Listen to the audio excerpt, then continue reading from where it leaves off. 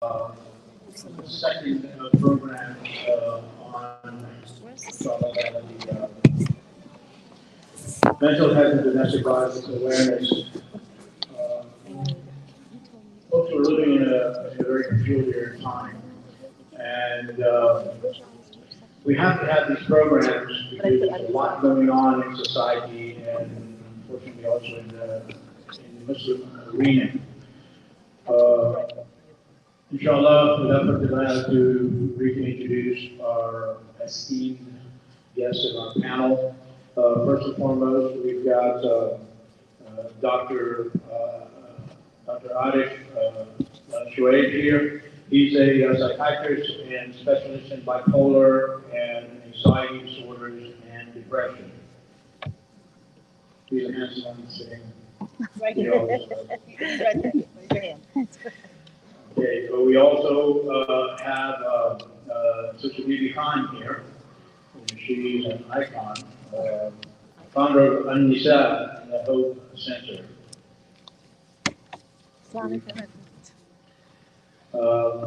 We also have Sheikh Mahmoud. He's the resident scholar, Imam at the ISGH Masjid Hamza. Inshallah, we welcome him as well. We have Mina Shah. She's a licensed clinical sociologist, social worker, and psychotherapist.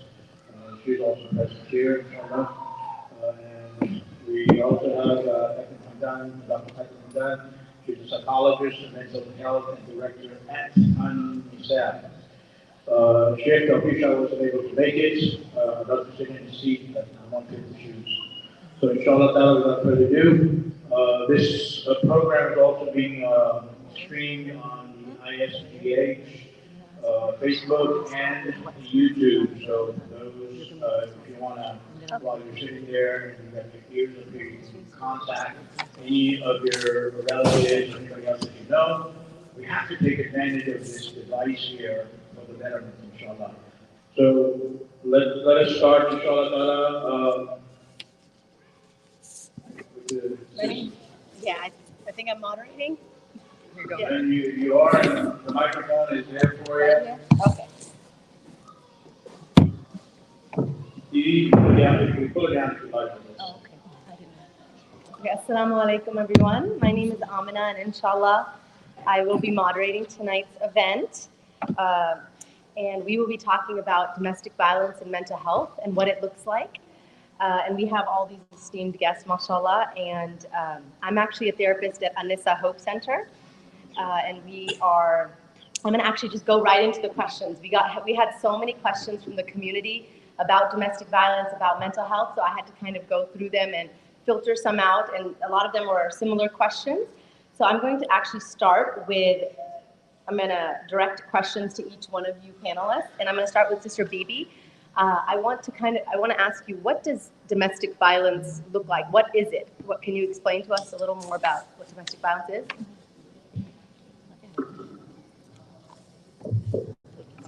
Assalamu alaikum, everyone.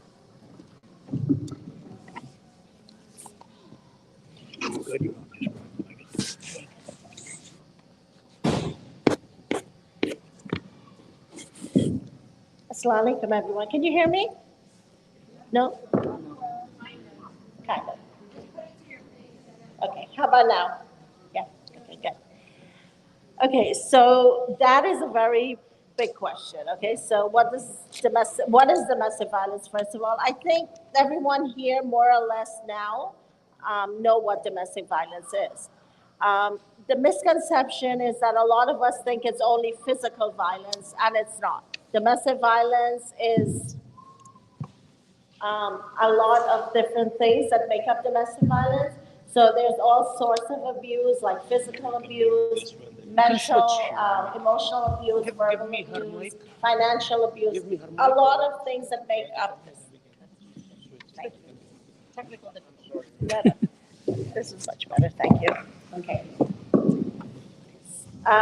So it looks different in each home, right? And a lot of times people think because they're not being physically abused, they're not in a domestic violence situation. So that's what domestic violence is. It's a disease. It's something that comes in and takes over you, takes over the victim, takes over the abuser, and it just destroys families as it comes and goes. So that's what it is. And what was the second part, Hamna? So also, what does also domestic violence? What does it look like? But also, what are some of the signs that you've seen in some of your clients? Okay. Yeah. So the signs are different across the board, right? So the signs for victims. If you want to know if someone is being abused at home, whether it's emotional, verbal, physical, you see the change in their behavior. What is different? Whether it's a brother, whether it's a sister, suddenly, you know how you say, oh my gosh, just suddenly she changed so much. What happened to her? A lot of times we look at these victims and we start accusing them, oh, she just withdrew herself from us. She doesn't want anything to do with me. That's not what it is. A lot of times these women are being abused at home, and when they come out into a gathering like this gathering, right? Where would they be sitting? They would be sitting probably all the way by themselves in a corner, just listening, smiling, maybe not smiling. They have pulled themselves away from all of their family, all of their friends, sometimes against their will. Sometimes the abuser doesn't allow them to have friends, doesn't allow them to have family. So there are a lot of red flags that we call them that you have to look for. How are their kids behaving? Kids are a big, on the radar for me. I like to look at the kids because you can really read everything from the children, what's happening at home. You will see they will try to say something and then they will take it back. Oh, no, I didn't mean that. So as a community, and I think that's why we're doing these workshops, we have to get more involved as a community. It cannot be just Anissa Hope Center is handling domestic violence with 300,000 Muslims in this community. We all have to be a part of the solution. Okay. So what's the quickest way to get help for a woman or a man, anybody being abused? Okay, so it just depends what it is. The quickest way, a big thing that Anissa does is that we try to bring both the victim and both the person that's having the issues. We try to bring them in, have a conversation, what's going on, how can we help you? But both people have to be on the same page. They both have to want to get help in order to be helped, okay? That's one thing that we can do. The second thing, of course, marital counseling. That's very important because a lot of times you'll be surprised. Abusers do not know they are abusing. They themselves need help. So, that's one thing we can do. And another thing is definitely, if you are in a dangerous situation, you definitely need to get help, right? And you can't call Anissa and say, come and get me, I'm being beaten, because that's not our job. You need to call 911 if you feel you're in danger, and not like, the masjid cannot help you. Anissa cannot help you. At that time, if you feel you're in danger, you have to call 911 and not us, right? Our job is to work through an issue. So if the woman feels like she cannot continue on, then what happens? We casework her, and maybe sometimes in the middle they decide, okay, we can make this work, right? Or maybe we have to go all the way in to get them separated. So there are a lot of stuff to talk about, and we will be doing a training pretty soon for all the brothers in our community, for all the sisters in the community who are interested in learning how to open a conversation with someone that's struggling. Okay, inshallah. Thank you so much, Sister Dee. Now that we've kind of talked over that and what domestic violence looks like and where you can seek help, I'm going to ask Sheikh Mamdou a question that was given to us by our community member. What should be an individual and community's role after learning about a family issue such as domestic violence, instead of making it a topic of gossip in gatherings or on social media? And what are some ways to deal with domestic violence in Islamic through the Sunnah? Bismillah, alhamdulillah, that is a whole lecture. I'll try to be brief, inshallah. Allah Azza wa Jalla says in the Quran, Inna Allah ya'muru bil-'adl wal-ihsan. Allah Azza wa Jalla orders each and every one of us with justice And ihsan means, excelling and doing more, like going above and beyond. So the absence of ihsan will leave us with adl, justice. But the absence of justice will surely lead to injustice and will lead to transgression. And this is where the domestic violence will fit. It comes in there. As I always say, with education, you never go wrong. So I advise each and every one of the community members that you should start reading material. You should start reading literature, the CDC literature, the domestic abuse, domestic violence centers in the United States. Read the stats about family.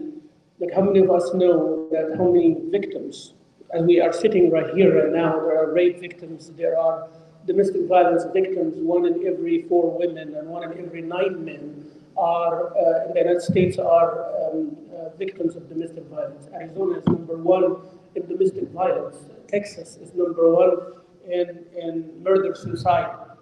Those are the statistics that everybody needs to know. And when we say that men are abused or women are abused, we have to know exactly what kind of abuse. What is domestic violence? Domestic violence is like when a partner gains power over another partner. Is that power justified or not? It's not justified for sure. And the CDC, they defined it as it is the abuse in sexual form, physical form, emotional, psychological, economical, to a child, an intimate partner, or an elderly. And also, it is defined that it does not have any boundaries, no boundaries. And it is not derived by race or sex or religion or anything like that. It might be a factor that a person misunderstands the religion or misunderstands the culture or misunderstands their role as a man or a woman. That is what causes domestic violence. But Islam does not make a person, a Muslim community is a mirror for the larger community. So now, when we come from the religious perspective, the reason I said all what I said is that you cannot separate religion from reality. So you live in the United States, you need to know what the United States is about. You need to know what kind of family is in the United States. What is the structure of family? How marriage is defined here? How divorce? You'll be surprised. What is the definition of marriage or divorce in Texas Family Code? I spent 3 years to find a definition for marriage. In the Texas Family Code, I could not find one. There is a definition for divorce, but there is no definition for marriage. They do not define marriage. Marriage is not defined there. So that tells you where do you live? And then you'll understand from the Islamic perspective after that. But we can talk about the rules of Islam all we want. And then, someone said, we live in America and this is the rule. I call 911 and that's it. You are an abuser. You are emotionally abusing me. You are sexually abusing me. Spousal rape, all these kind of things. Does Islam agree with? Not necessarily, but that is not the issue here. The issue is that you have to be educated. You have to know the professionals. You have to learn from them. You have to do your homework. And then you ask the sheikh, and the sheikh will give you perspective on Islamic thing. Most of the people, they do it the other way around. Sheikh, is it haram to go to a therapist? What should I tell you? So they come from, but you have to know what a therapist is. Why do you need therapy? Talk to a therapist, understand it. Then have this perception, so when you come to me, I tell you the Islamic ruling. I hope we understand what I'm talking about now. So do not clash. Backbiting is the worst thing. Slander is the worst thing. Buhtan is the worst thing. It means it becomes a gossip. That's why I give a couple of khutbahs after the murder suicide case. I said it is better to be quiet at this point. Better to be quiet. Because information will keep coming. And people accusing, he is responsible, she's responsible, ISGH responsible, this is responsible. So then what? I ask all the people, okay, you said what you wanted now. So what now? What do we do now? Nobody have an answer. So the whole idea, maybe Dr. Shoaib or Dr. Hamdan can tell us, the desire of people just to talk. I want to get it out of my chest and that's it. I think everybody needs therapy at this point. my perspective, everybody needs therapy for that in itself. You just want to talk. I have people, my sisters and my brothers, they come talk to me after Jum'ah, Sheikh, I don't like what you said. And before I ask them why, they're already talking to the person beside them. And they leave me and they go. They just wanted to tell me I don't like your khutbah. And that's it. Yani there is nothing beyond that. You know, Sheikh, you're always siding with women. And men are such and such. But, akhi ta'ala, no, I just wanted to tell you that. Assalamu alaikum. It's just like that. So we have to treat these things before the answering of the question, before it becomes a gossip and all of that. Actually, the problem is much, much deeper than that. Each one of us need to know about our deen and about our reality. Then gossip will not be there, backbiting will not be there. Attend the masjid, verify the news, learn from the professionals, and make zikr to Allah subhanahu wa ta'ala, and stop talking before you know the exact details. And even that does not justify that you talk. Even after you know all the details, maybe if you talk, you can bring disadvantage. So be careful with all of that, inshallah. Thank you so much, Mamdu. And I actually heard that Mamdu actually has a degree in psychology as well. So, alhamdulillah, he's not only a mom, but he also understands the background of mental health. Alhamdulillah. So I know Sister Bibi wanted to add something on. Just a quick thing to what Sheikh Mamdu just said. A lot of the victims, when they finally make a decision to leave their home, not only were they abused, but they continue to be abused by family members, by community, by the legal system. So this is something we all have to bear in mind. Before we ask that question, why did she stay? Why did it take her so long to leave? Why did she leave the man that's taking care of her? We have to understand the situation before we make all of these, judgment calls that we do. This is one thing. If I can ask the community to change, it would be this one thing. So I agree with Sheikh totally on that.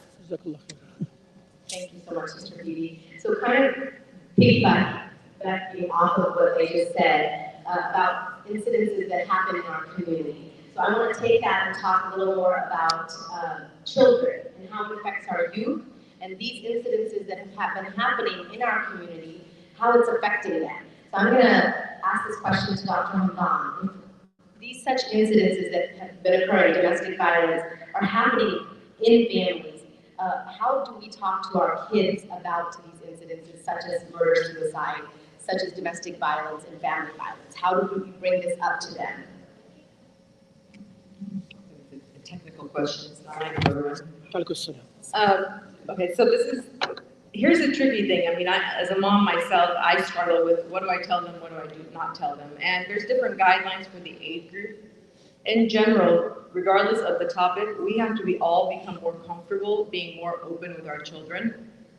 Social media is at their fingertips, and everything is on social media. I mean, my 6-year-old and 7-year-old will come home, and I know they've heard about the war, and I know they've heard about what happened at the school shooting, and I know that they've heard about other different killings. Kids talk. So what I remember one time, one of my mentors said that you have an opportunity to be the first person to put that narrative in their head and explain the story to them, or you can let the world talk to them. And I'm Middle Eastern background. We don't talk about things openly. We kind of brush it under the carpet and it'll go away and let your child figure it out. So to answer this difficult question is that, depending on the age group, something needs to be said about the situation. It is unfortunate, but you keep it general. You don't need to give details and show videos because you also don't want to traumatize these kids.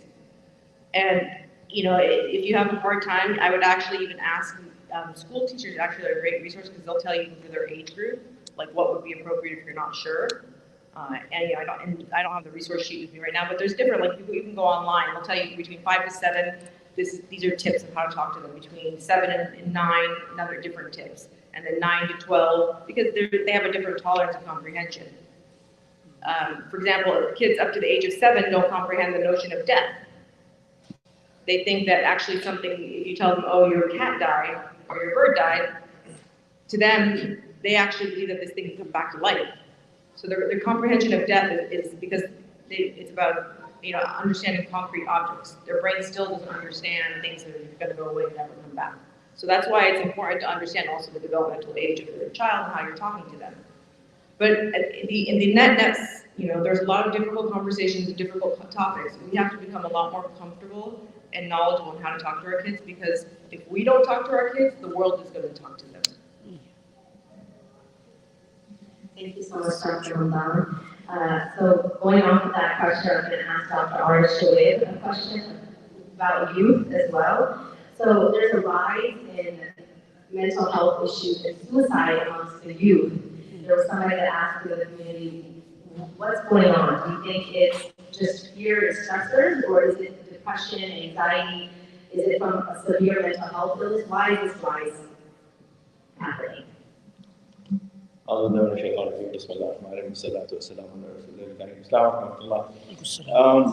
we jump into that, let me say a few things about things that we were discussing before, such as signs that you're looking for in people who are being abused at home. So, for instance, like somebody who recently moved into your neighborhood, or you see them in the masjid, you have never seen them before. So, what kind of things should actually make your red flags go up? It will be things such as people who don't want to actually invite you to their house, or they actually don't want to, go home. A lot of times the children actually do those kind of things. So, I mean, those kind of things should kind of raise red flags that something is going on. Or sometimes these people show up with these injuries that are unexplained, and you ask them what happened. Oh, I fell down, or something fell on my head. I mean, these are unusual things, and those injuries are in places where even if they fell on their face, they could not get that kind of injury. And you're talking to your kids. Actually, like Sister said, nowadays kids have access to more information than we want them to. They actually know a whole lot more than we do. And when we try to tell them that is something that is not true, they will stop trusting us. So the first step, if a child comes and asks you a question, first thing is to ask them, what's going on? What do you think? What do you understand?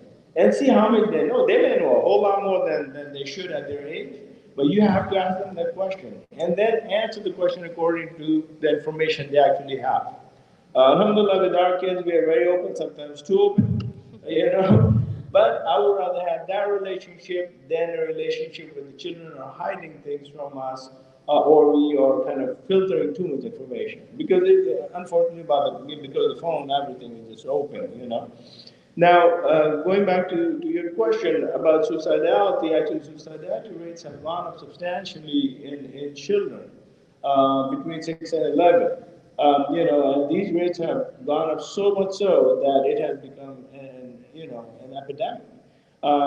It's not about having mental illness. It's about the stress that children are feeling these days that we didn't have. Honestly, growing up at that age, I didn't have to worry about being, AP classes or things like that. My parents were happy if I got a B. We expect our children all to have A's at top of the class. Sometimes we put our kids under stressful situations because we expect something from them, because we want to live through them, right? So I think it's important to let the children be children. But then again, coming from a house with domestic abuse or violence, these children, children are not stupid, okay? They are watching, they're listening, they're observing, okay? If I don't want my child to act, badly and act out in anger, then I need to stop acting in my anger. And if I do something, then I should be big enough to be able to apologize to them, say, hey, you know what, that was not right on my part. And believe me, they will respect you a whole lot more for that. The other thing about the suicide part is, unfortunately, mental illness is pretty prevalent. Depression is very common. Bipolar disorder, other disorders are very common. So a lot of these children that are born in families where there is genetic predisposition, they are at high risk. And then you add the stress. They come home and they're hearing parents fighting, other bad things happening, things being thrown and people being hurt. It's very stressful for them. And children don't understand the finality, like Sister said. 5, 6, 7, they may do something, not realizing that it will kill them. And nowadays, most children that kill themselves, it's pretty lethal, where they try to hang themselves. And there's a handgun in the house, I mean, almost 50% of the cases have to do with using handgun to kill themselves. So a child whose behavior is changing, first thing I would suggest is take him to see a therapist. Let them see a counselor. Or, somebody who actually they trust, they can sit down with them and just kind of talk to them. Sometimes it's an older sibling, sometimes an aunt or uncle or somebody like that.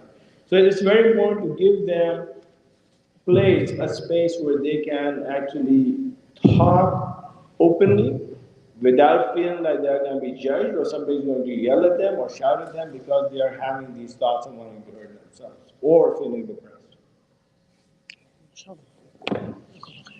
Thank you so much, Dr. Aristide. So I really like what you said about kids. We are putting so much pressure on our kids. We want our kids to take all these AP classes and get good grades. And that is such a good point that you made, that kids nowadays do have a lot of stress, especially with the electronics, social media, and everything that's going on. So I'm going to direct this question now to Sister Bibi. So if I'm being abused, should I get divorced?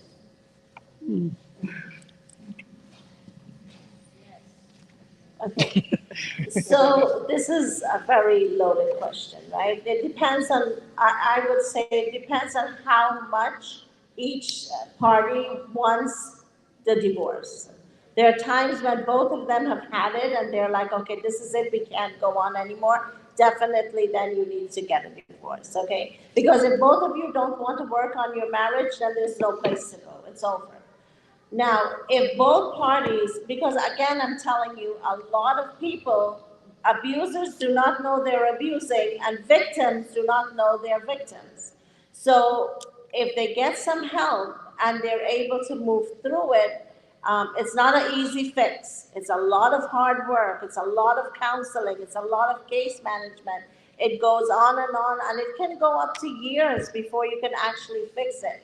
It may never be 100%. Maybe you're lucky if you get to 60%, but you might want to, keep trying. Now, I would say if you are being physically abused to the point where you are scared, you're scared for your children are scared, then I would definitely say this is a time for you to start seeking consultation, maybe legal advice, case management, because now it's no longer safe in the home. And I think everyone in here knows that the most dangerous place for a woman is in her home. And most of the homicide that has happened for domestic violence has been in her home. So before it escalates to that, divorce is a lot better than that happening. Can I make a comment? Is that okay to comment? Go ahead. Yeah, of course.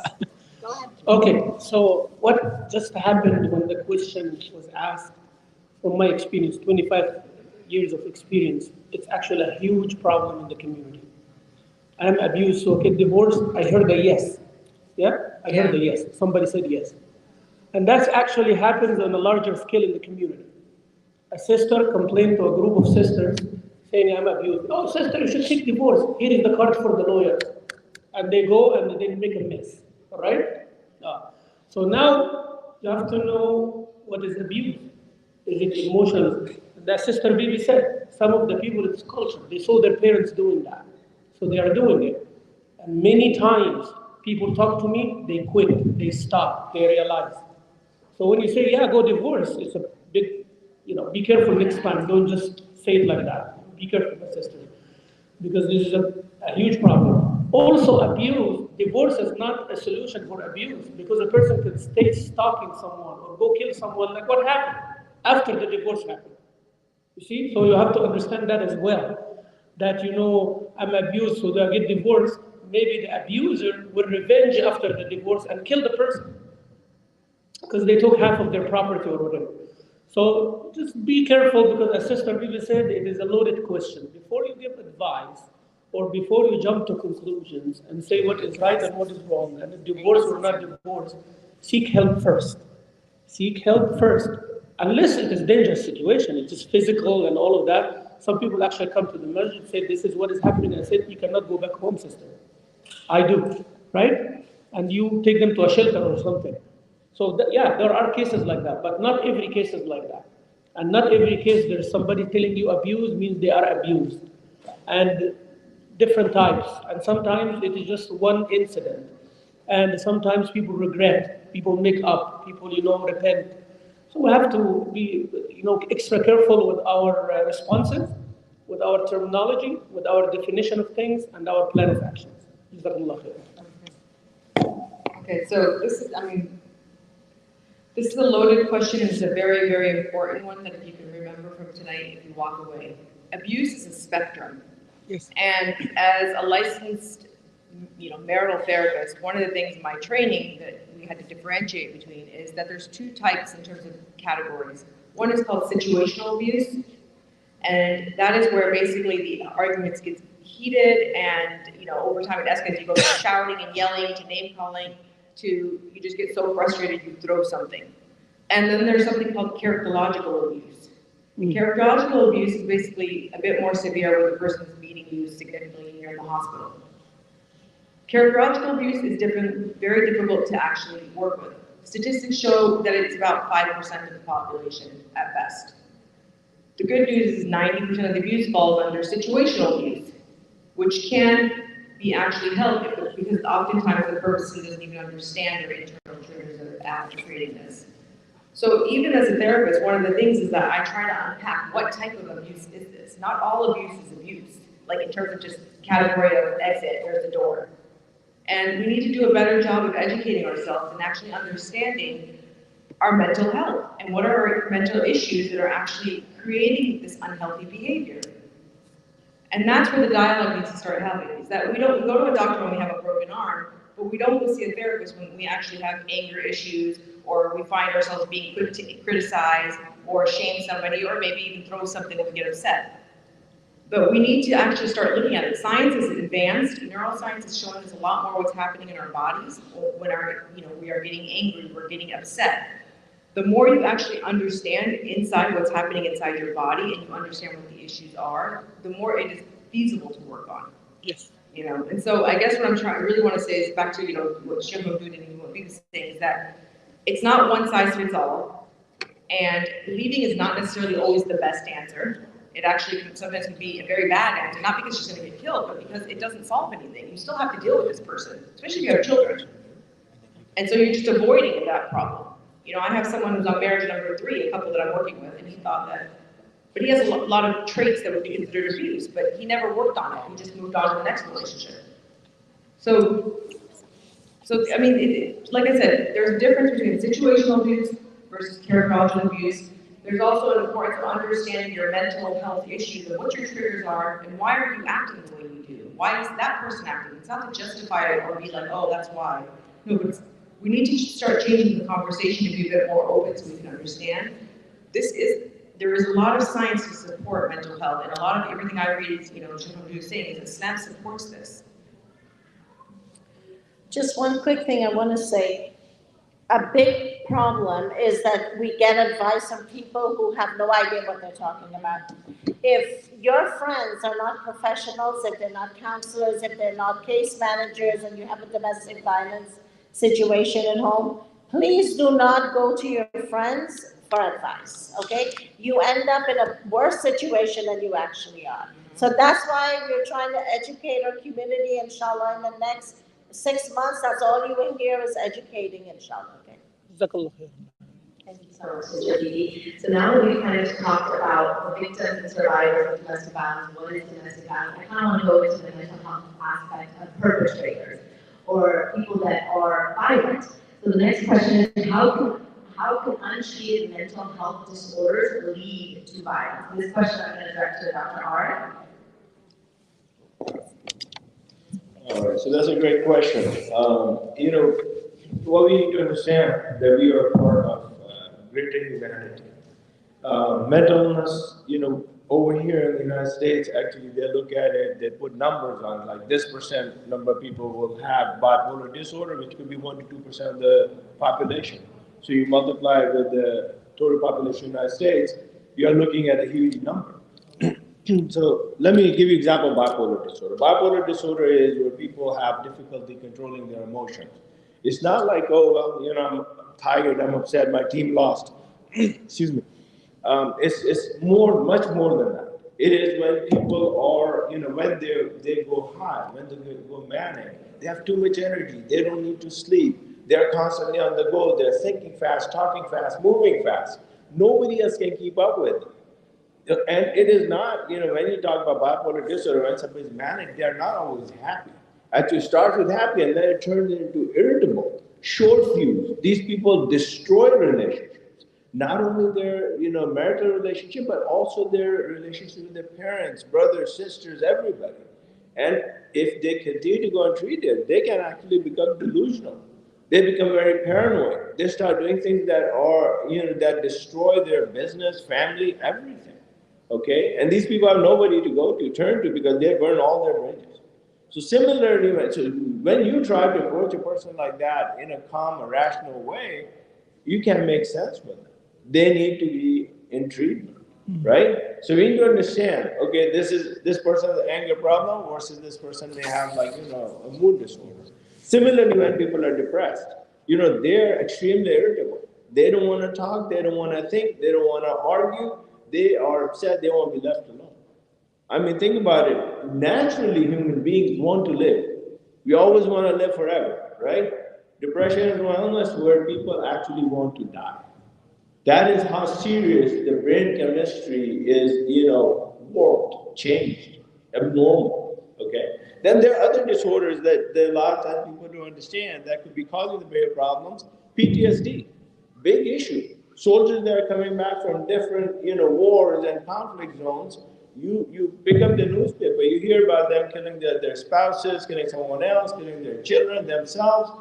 Their personalities change. Everything about them changes. We are not really, as a country, we're not doing anything for those people. Okay. Other disorders such as schizophrenia, ADHD.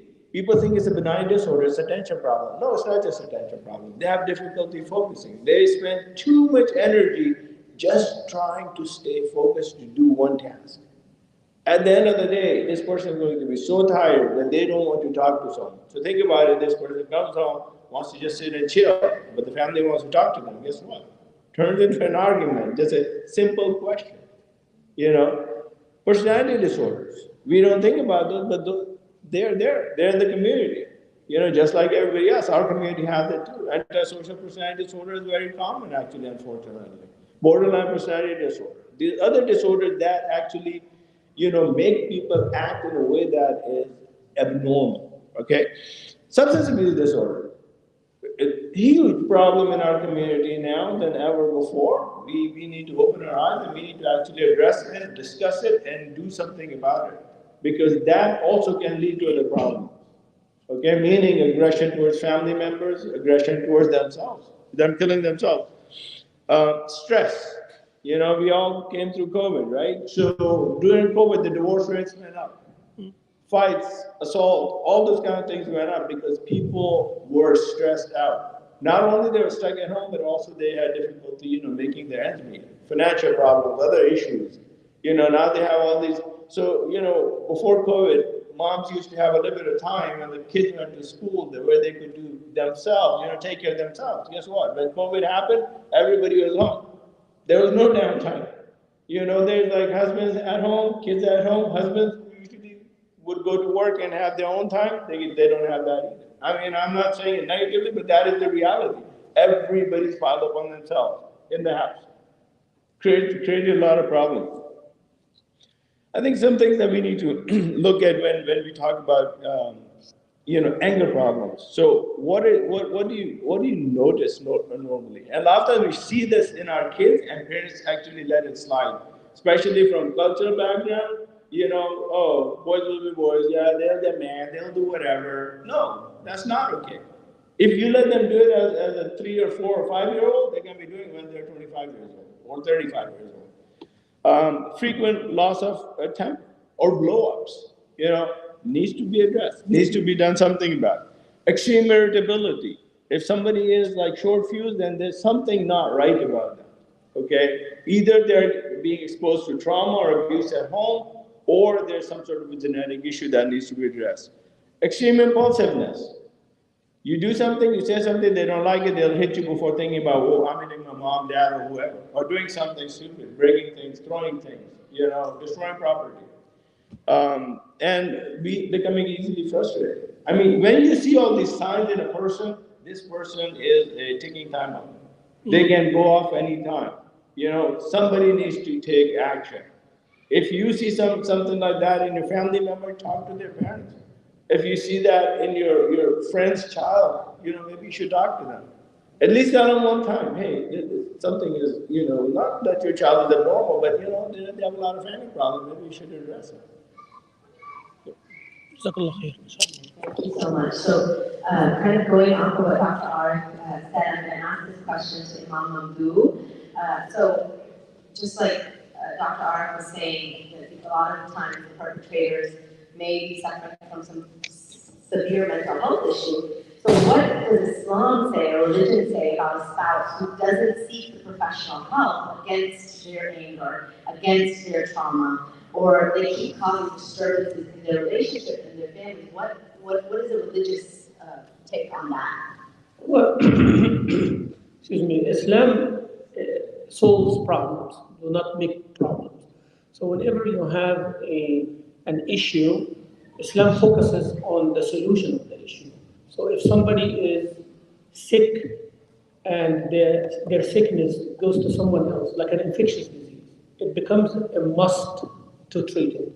A must on the person. If he refuses, a must on the community. It becomes a communal obligation, fardu on the community, that they have to isolate the person with the infectious disease. So if somebody has a skin problem or an infectious disease, and they insist on going and infecting the community, no, you have to stop that by the authority, by the police, by the community, by the jama'ah, by whatever. So you have to understand that, but we do not jump to that first thing, right? So first we talk to the person, then there have to be different types of intervention, family intervention, community intervention, leadership intervention. Sometimes you call a welfare check. There is now I know that there is a certain police number that you call, and those police officers are trained to talk to people who have psychological problem or something like that, and if they feel that they are a danger for themselves or the people around them, they're going to take them to a place that they will do. Some of the kids in the community, that was the solution for them. They will hurt themselves, self-mutilate, or they will break things in the house and all that. So the parents will call, and those people will come and take the child for 10 days or 15 days or in a clinic or something like that to be treated, and then they come out. So Islam, of course, endorses that. So if the harm goes, a person will harm themselves or harm someone else, it is not up to them to decide whether I should get treated or not. Now, how to apply that? You have to see the legal system, and you have to see what the masjid should do, what the organization should do, and that is more of an executing what we should do. But does Islam is against that? No, it's not against. Of course, if a person becomes harmful to themselves or their family members, they have to be prevented from their own zulm to themselves and others. The Nabi Sallallahu Alaihi Wasallam told us that. You have to help your brother whether he is transgressed or transgressor. So transgressed, we help them by giving them the right. But if they are the transgressor, prevent them from their transgression. The Prophet said that. It's very clear. So if they transgress themselves or someone, we have to prevent. How to do it, that is for us as a community to decide. I hope that was clear for that. Yeah. Thank you so much. I know Isha is about to be, Donna's going to go off in a little, maybe in a few minutes. But there's only one last question I have. Then I think they want us to go pray, and then if you want to come back, we can have an open question and answer from the audience. If you want to come back and do that, is that what you wanted us to do? We can break now and go Salah and come back. Yeah, we can come back after Salah. But there's one last question I wanted to ask. Yeah. Do we have a minute or two? Okay, we have 5 minutes. So what Sheikh Mamdouh was saying about Islamically trying to get somebody to seek help. I'm going to direct this question to Dr. Hamdan. How can we convince somebody to go get treatment, mental health treatment, because you can't force people to go to therapy. You can't force people to take medication. So what can we do on like a legal aspect, or not even just a mental health aspect, how can you convince them in a way that they want to seek help? So this is a tricky question because often we'll get someone like the mom or the spouse calling on someone else's behalf, and ethically, especially if they're of age, we cannot actually book an appointment for them. That person has to call. Most people will not like this in my response, but what I have seen most effective is people will do what you do. I cannot emphasize the amount of even clients that I've seen that have started getting help, and because they started working on themselves, their friends have started. So it's very interesting how we get jealous and envious of those around us, but also, I mean, I feel like everyone can benefit from some type of mental health. I mean, even with the spouses, like I'll have one of the wife will start or the spouse will start, and then almost they also start, getting jealous a little bit, like why is she going? Well, I'm curious, so they'll start coming too. So I actually think the most effective way is for you, they need a model. Like we are constantly preaching in fear and threats. We need to start teaching in goodness. Like I want to be, I want to see a happy couple, and what's their secret? Oh, they're going to therapy. That's contagious. I'm somebody who's embodying emotional maturity and is excelling in their life and is doing good and what's their secret? Hey, they actually went through therapy. They're working through their issues. That's contagious. So when we start, it's usually seen as a bad thing, like, oh, you're crazy. I mean, my mom, when she found out I was being a psychologist, she's like, oh, the Epigenetics, it's crazy for crazy people. But with education and knowledge, and we need to just, promise the life set up and bring more people through his family, through what? His character. So my best, if you ask what's the best recommendation is let's model it. You don't have to go, you could do workshops online, you could do a course, you can get a workbook. There's many ways to do it, but if we each start working on ourselves and start looking outwards, we can start a shift, and I really believe that's so important. Thank you so much, Dr. Milan. I love what you said. Mental health is not just for somebody that's severely mentally ill, it's for everyone. We need all to take care of our mental health. One quick comment. Actually, in cases where you are concerned about somebody either hurting themselves or someone else, or somebody being flagrantly psychotic, you actually can call do a mental health warrant, and it is done through the court system.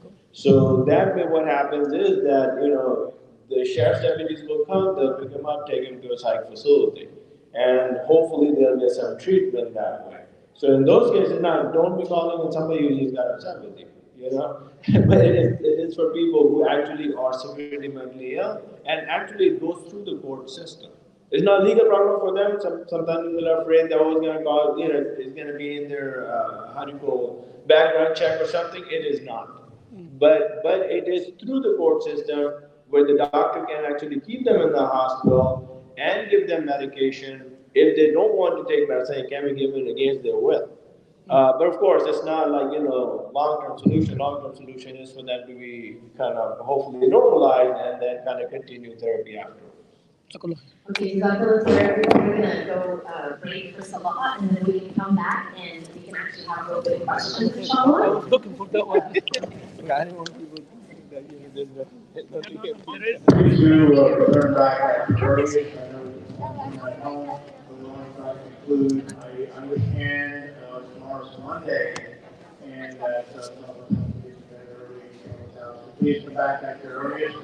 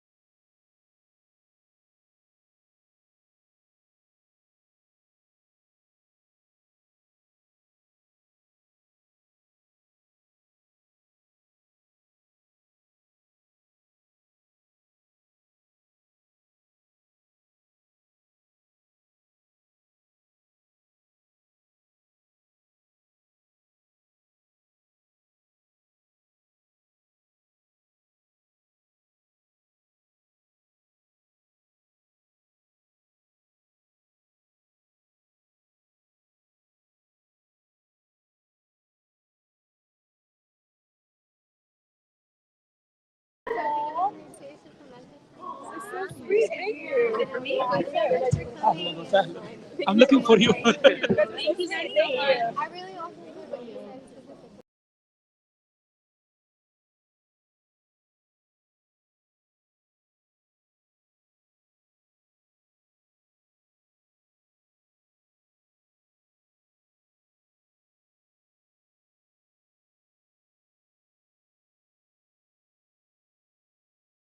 Alaikum warahmatullahi ta'ala wa barakatuh. Please. I'm sorry I got late. Like I said, it's a workday, children are excited, there's no school, parents, some of us have to work. So please let's get started, inshallah ta'ala. We give the mic over to the moderator, and she will then, inshallah, answer the questions. Let's get started, inshallah, please. So I'm going to stand for this one since we're going to be engaging with the crowd or with the audience. I'm going to kind of go back and forth. We're going to have more questions because I think everybody wants to go home and everybody has work.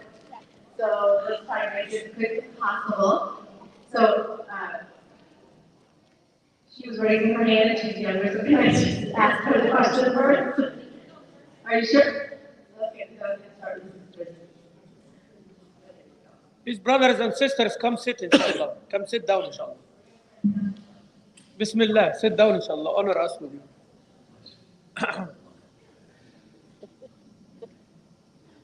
Assalamu alaikum wa rahmatullahi wa barakatuh. I do have a question, but before I ask the question, I know him, Sheikh Mabdou, since he was a kid. MashaAllah, he was the first imam when he came to our masjid, MashaAllah. A kid means 25 years old. Or 24.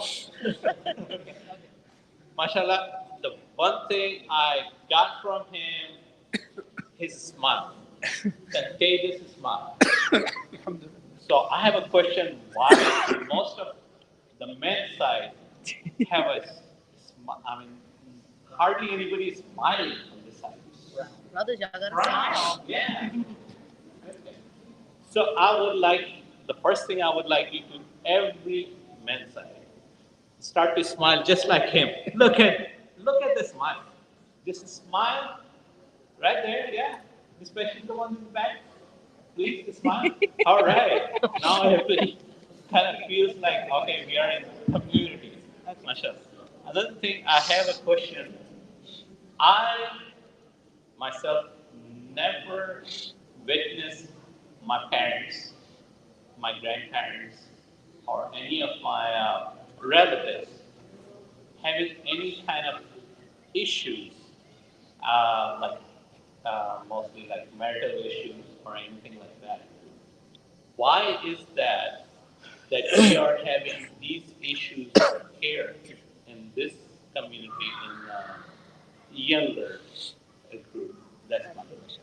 And keep on smiling. Okay, so I'm going to give that question to Sylvia, but I do want to just throw something in there. We do live in a totally different time, as well as a lot of times back then, parents didn't tell kids what was going on. So it's a totally different generation that we're dealing with. I'm gonna give this to Dr. Hamdan. So one of the things in the culture is we confuse suppression with being okay. And in a lot of cultures that I've seen is not talking about things or not just, the root of mental health issues is nervous system dysregulation. That's fancy word for basically we are disconnected from our bodies and from our emotions. And maybe what you witness is a lot of suppression that was never low on. But what's happening is it's intergenerational. It's catching up because what has not been healed from generation to generation is being passed on.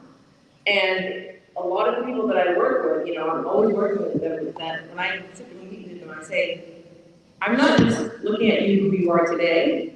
We are literally, most of us, children walking around in adult bodies because we've never learned how to manage our nervous system. We've never learned how to actually express emotions. Culturally, we're told boys don't cry, so suppress. Be strong, tough it up. So we have never actually learned how to actually emotionally regulate ourselves, how to actually talk about feelings.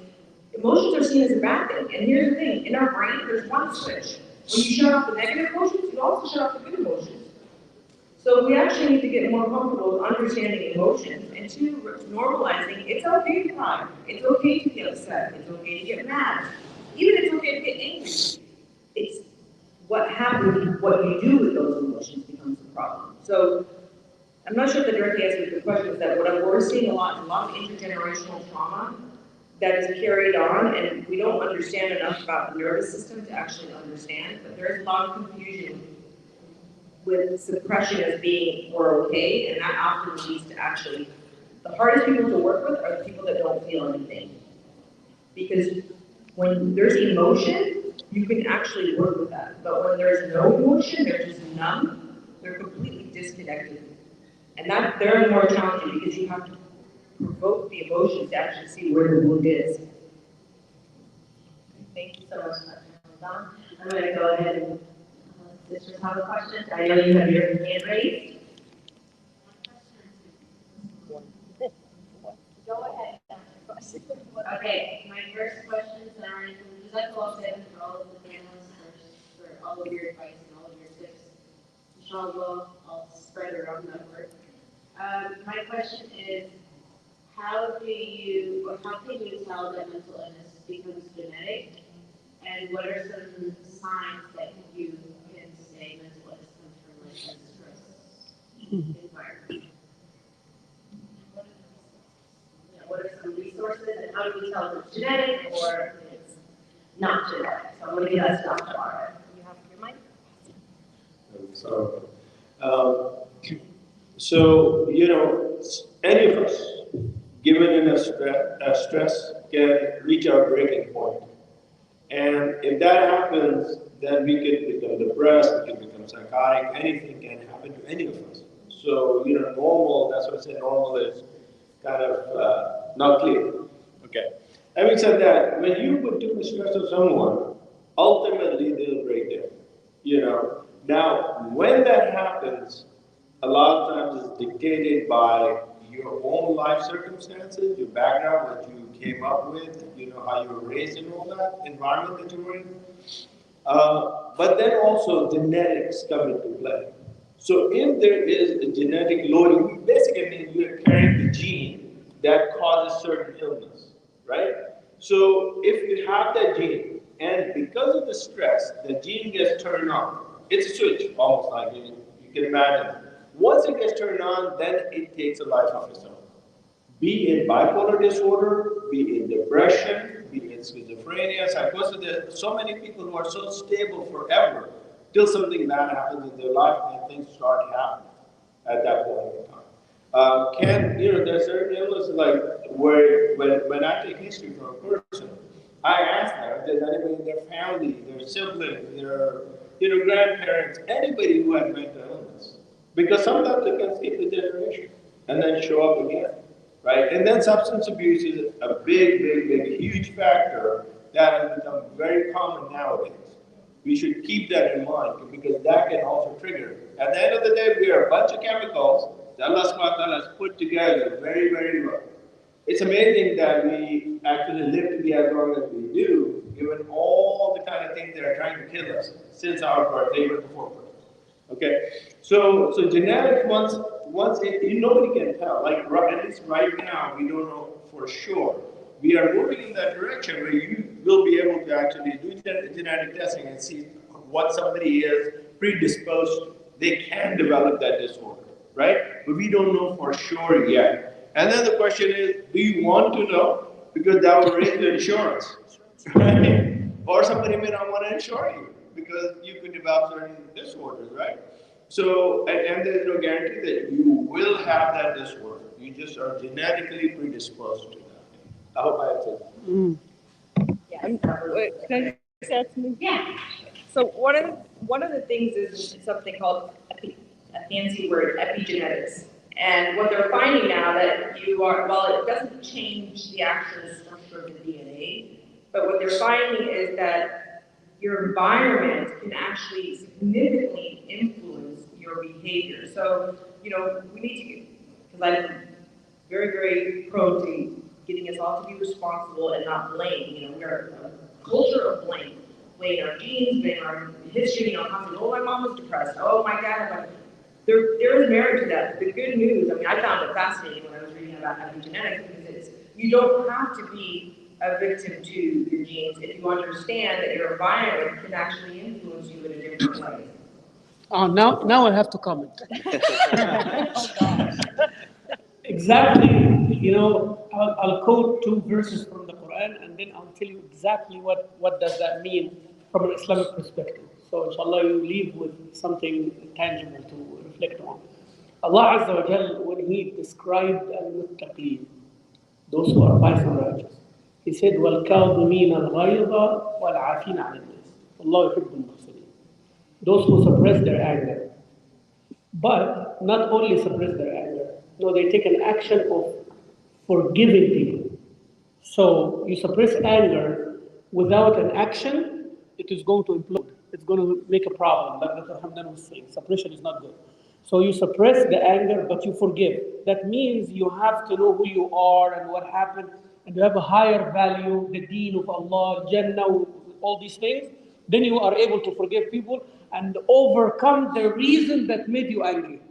You see? So that is the degree. The other one, Allah subhanahu wa ta'ala said that when they are triggered, they forgive. يعني Allah subhanahu wa ta'ala يعني said في سورة الشورى, if I remember the ayah correctly, وَإِذَا مَا غَضِبُوا هُمْ يَغْفِرُونَ. So the other one, they suppress their anger, right? Here Allah said, when they are angry, that means anger is there, but do not act upon it to harm someone. So this is anger management, right? إِذَا مَا غَضِبُوا هُمْ يَغْفِرُونَ. So I am angry, I need to forgive someone so I can control my anger. Again, you are doing that. So Rasul sallallahu alayhi wa sallam provided that environment.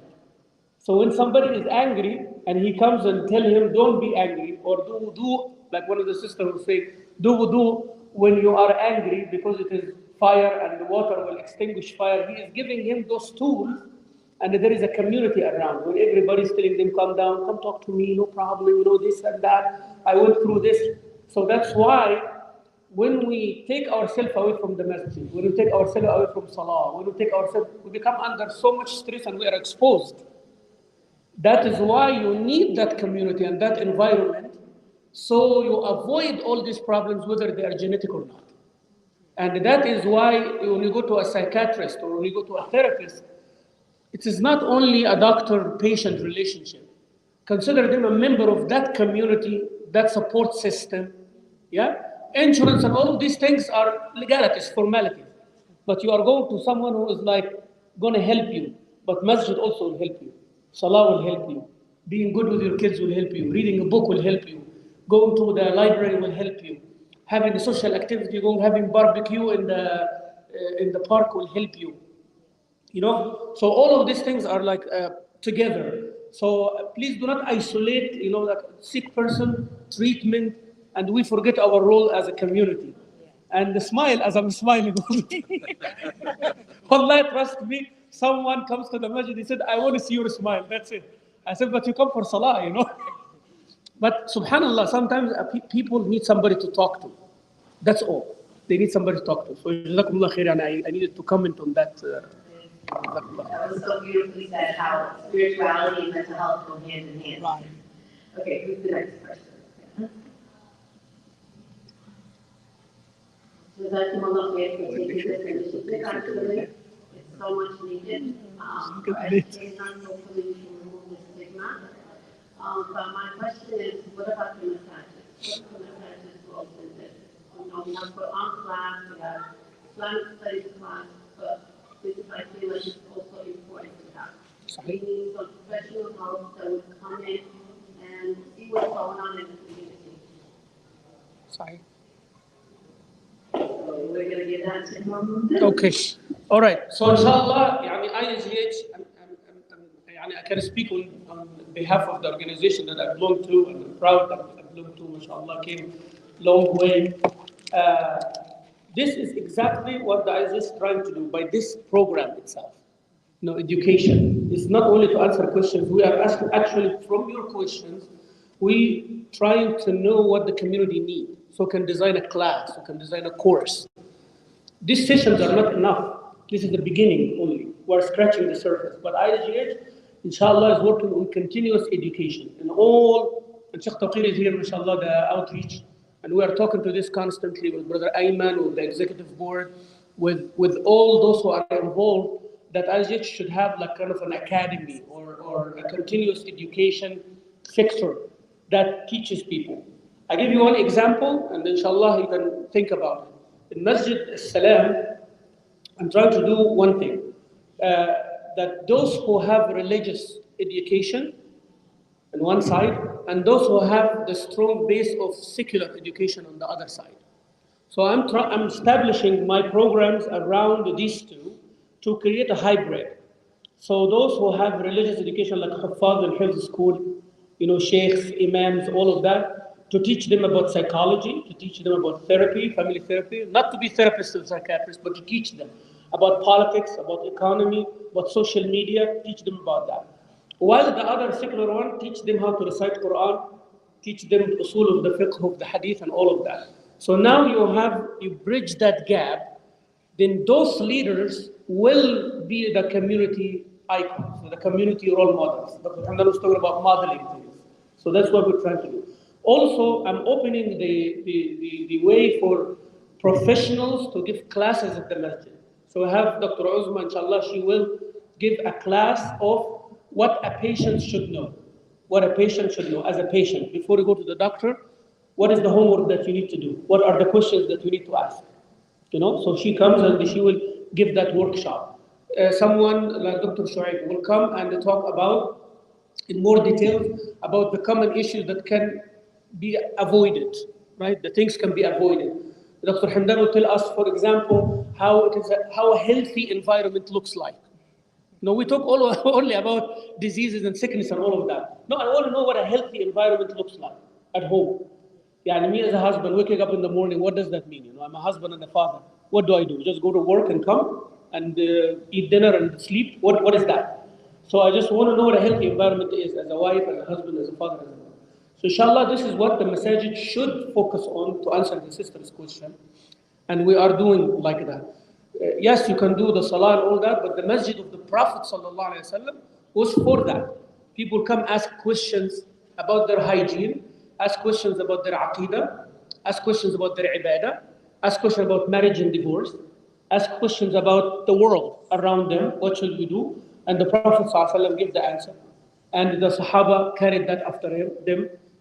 But we are separating between the religion and the state, as they say, in our lives as well. And inshallah, masjid should play a role more active than that. And Sheikh, also, Sister, one thing I want to add to that, and you're a part of this also. You remember many years ago, the masjid never was able to send people to get help. They would just try to fix it themselves. Alhamdulillah, they've come a long way. Yes. I know Sheikh Mamdou, especially, and all the other masajids around Yusuf, they're actually referring people out when they know they need therapy, when they know they need marriage counseling. And I think that is huge, because a few years ago, 5-6 years ago, that didn't exist at all. So I think that's a big blessing we have right now. One more thing, ISGH actually does support Shifa clinics. And for the longest time, I actually volunteered there. So, you can actually send people there as well to Shifa clinic where they can actually get help. It's not a place, just so that you all know, that those clinics are not to treat long term. Somebody goes there, they see psychiatrists or psychologists or somebody else, they can kind of give them, do an assessment and tell them, okay, you need more help with this, and this is where you need to go. And then, communities should know that we have, clinics that are free, that are sponsored by the state. So people who have psychiatric problems, they can actually go to these clinics, right? And they can actually get help from those clinics. It's like MHMRA in Houston area, right? So you can actually Google it and then find out where you can get it. It's free help. They'll give you everything that you need. Thank you so much. Okay. Brother. One more question.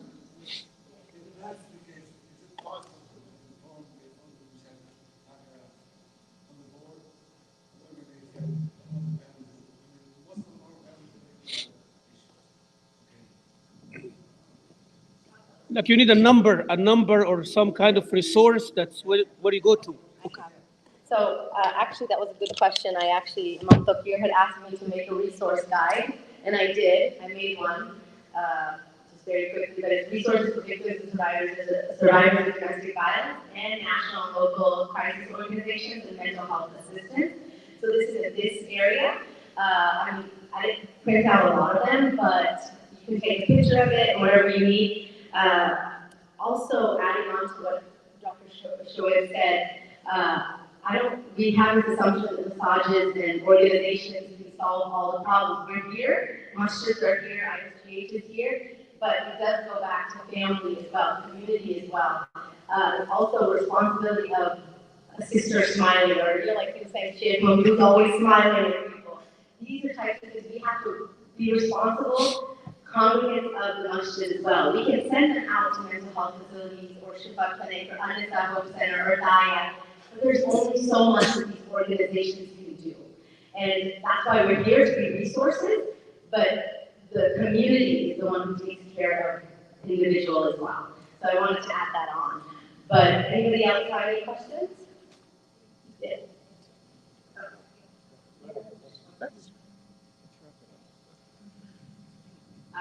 So, as a mandated reporter, I'm supposed to be reporting any types of signs or symptoms going on in the school, any type of case, just like to see if I'm assuming, and give it to administration. But for us, we don't have a counselor or a therapist. So it's hard to have that extra resources like, oh, send this child to the therapist or to the counselor during school hours when that's not available for us. So there's students that I feel do need that extra help, but we cannot give them that resource. So what are some outside resources that we can like advise the parents, hey, this is something that we need to speak about, and where should we like locate them to go? You can answer that. Okay, so mandated reporting, that is for teachers as well as administrators. So we have to make sure that if you feel like a child is in danger or something is going on in the home, you do need to report it to the authorities. You need to report it to CPS because, yeah, therapists, a lot of times what happens is you'll send them to a therapist and the therapist is going to have to report it as well because therapists are mandated reporters. But that first, the teacher has to do that or the administration has to do that. Because you can't just send them to a therapist or to an organization and expect them to do it because you are also a mandated reporter. So it's the entire, like I was saying, the entire community. So that doesn't take away from the responsibility of the teachers or administrators. If you feel like a child is being hurt, you have to do that. And yes, there are resources, I'm going to get this out to y'all. Reach out to organizations, but first always report abuse if you think that something's happening to your child because that's something that we all mandated to do. But anybody else? Many schools also send, many schools call us for help. Yeah, and a lot of schools do call us for help. I know Everest Academy has. They've reached out to me as well. They do call us, and we do, Masjid Sabri and Everest Academy, they do get counselors to come in and do groups. And going back to the question about massages for the youth, there's a lot of support groups that Anisa Hope Center is doing, Bar Sakina is doing. So many different organizations that are trying to be out there in the community. Mashallah, we are in the greater Houston area. There are a lot of resources. And a lot of times, even if you don't have that resource value, the internet, I mean, if you go on psychology today, you will find a lot of Muslim therapists out there. You will find a lot of Muslim psychiatrists out there. That's why I'm saying it's about community. If you feel like you're some child or some woman or some man is being abused, you need to go make that first step. Don't put it on somebody else. Don't say, well, that person or that organization, they should have done it. You have a responsibility as well. We all do, individuals. Amna. Okay, the last one. One of the things that I realized is the authority figure. The authority figure has an entitlement. like Iblis and I had to make there and better. This is my wife. I do what I want. I love her so much. I take care of her. I buy food. I clothe her. So what do you have to say to me? You see what I'm saying? And we have a high rate in the police system and anything in that. Oh, I run 100 people. They come under my command. And when the boy comes home to his wife, and she says, "Can you take the trash?" What do you mean you take the trash out? Get one of the boys to do it. So you see, we have to control our ego in our authority situation. Just want to make a comment about that? Please, Sheikh Hamza, we'll wrap it up after that. Yeah, well, it's very common to confuse authority with power. You know, like when you have authority, are you claiming that authority for yourself, or somebody gave it to you, right? So if the administration give me an authority to do certain things, then I have the power to do it, or not. So is Allah giving me an authority, and what does that authority mean? So basically, having authority is not a bad thing, and having power is not a bad thing. But when you abuse the authority and abuse the power, that's a bad thing. And you are talking about a person who's abusing the authority, right? So a husband having an authority, then when his wife is tired, he is going to be nice, and he's going to take the trash out, and he's going to do all these things, and will even help. وكان النبي صلى الله عليه وسلم يخصف نعله وفي خدمة أهله. النبي صلى الله عليه وسلم used it to be in the service of his family, and he's an authority figure. So being an authority figure is not a bad thing. Actually, you are serving your family when you are an authority figure. You are responsible for your family. يا أيها الذين آمنوا قوا أنفسكم وأهليكم نارا. That's authority. Allah gave me authority to save my family and myself from fire of hell. But if I abuse that and I say you are my servant, you sit under my feet, that's bad now, right? So we are talking about the abuse of authority, that entitlement. So that's exactly, you have to separate the two. We are talking about the negative example of having authority. But when Allah Azza wa Jalla gave a man authority over his family, that's completely different from how people acting upon it. But and Allah gave the woman authority. Rasul Sallallahu Alaihi Wasallam said, فالرجل راع في أهل بيته ومسؤول عن رعيته. And the person is a shepherd. That's authority. Shepherd means you are the one who's going to take care of them, direct them where they go, and you will be asked about that. والمرأة راعية في مال زوجها ومسؤولة عن رعيتها. And the woman is having authority over her household also, and she will be asked about them. فكلكم راع وكلكم مسؤول عن رعيته. Each one of you, Allah gives authority over someone else to help them, to serve them, to see through their well-being. Now, if that is not the result, you are abusing your authority. That's my comment on what you said. Excellent. That was an excellent response. Assalamu alaikum. I'm going to let you go that quick. I do have a few questions off the bat. I'm going to save those for another time because otherwise we'll be here for quite a break. I just want to make a comment from my personal experience. We do have halaqas at home. And I feel, and I'm sure everybody will agree, that the solution, the remedy starts at home. So we do have halaqas at home until it was relatively daily.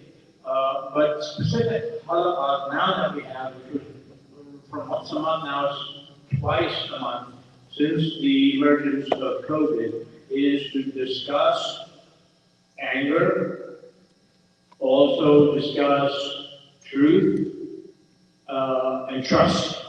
Because today, those of us that are parents, and I've got an 8 and 9-year-old, and it's not getting any easier, especially in the last couple of years, because you really have to answer like we've been talking about.